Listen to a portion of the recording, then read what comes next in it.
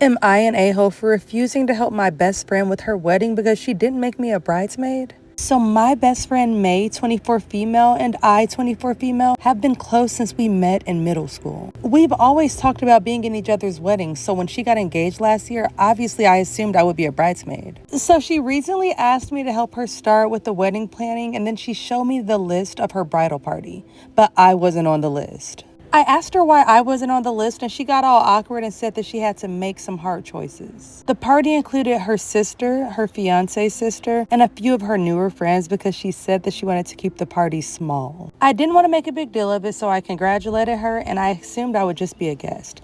But then she started asking for help with the wedding planning. Everything from dress shopping, DIY decorations, and even venue hunting. Finally, I had to tell her, hey girl, I love you, but I feel really weird doing all of this when I'm not even a bridesmaid. She got upset with me and said that she thought that I would still want to be involved since I'm her best friend. I told her that I didn't mind going to the wedding, but I'm not going to be doing all this extra work when she didn't even consider me close enough to include me in the bridal party. So get this, now her and a few of our mutual friends are calling me petty for making the wedding all about me. But I'm not doing bridesmaid level work if I'm not one. So am I wrong?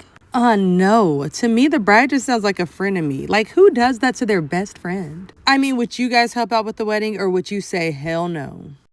Am I the a-hole for making my boyfriend's mom cry? So me, 20 female, and my boyfriend, 24 male, have been together for almost 2 years and live together. His mother is very involved in his life. Some might say overbearing, but I try to be respectful. She's nice, but has this way of pushing boundaries while acting like she means well. So here's the issue. I have a no shoes in my house rule. My boyfriend is cool with it and all of my friends do it with no problem. But his mom refuses. She claims it's rude to ask guests to take off their shoes and says that it makes her feel disrespected. I've tried explaining that it's just a cleanliness thing, but she won't budge. So last weekend she came over and surprise, surprise, walked in with her shoes on. I very politely, I swear, said, "Oh, can you take them off, please?" She kind of huffs and is like, "Are you really gonna make me do this?" So I just stood there waiting. She sighs dramatically and then takes them off and spends the whole visit sulking. Then later I get a text from my boyfriend's dad saying that I made her cry and she feels like I'm trying to assert dominance over her in her son's home. But it's actually our home. My boyfriend is on my side, but now his parents are acting like I disrespected the Queen of England. So am I wrong for standing my ground? OP is absolutely not the a-hole, and if anybody is trying to make this a dominance issue,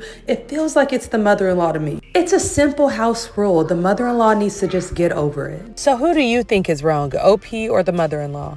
Am I the a-hole for not giving up my seat on a plane for a kid? So I, 26 female, was flying home from a 5-day work trip and I was exhausted. I decided to treat myself with an aisle seat in the second row because I do not like being in the back of planes, so I paid extra for the preferred seat. A few minutes after I board and settle in, a woman comes up to me with her son who's around 8 or 9. She tells me that I'm in her spot and I look at my ticket and I respond, "No, honey, this is actually my seat."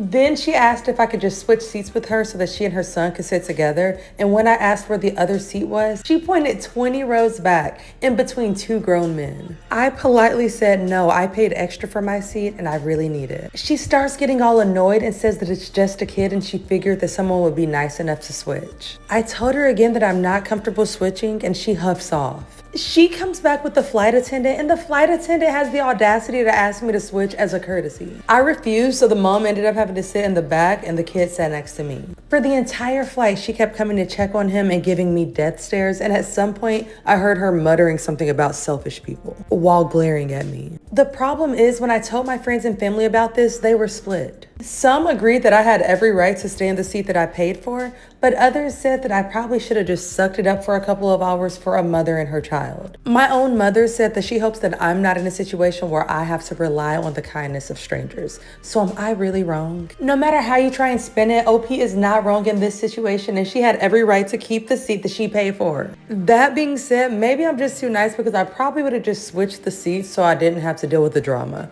What do you guys think?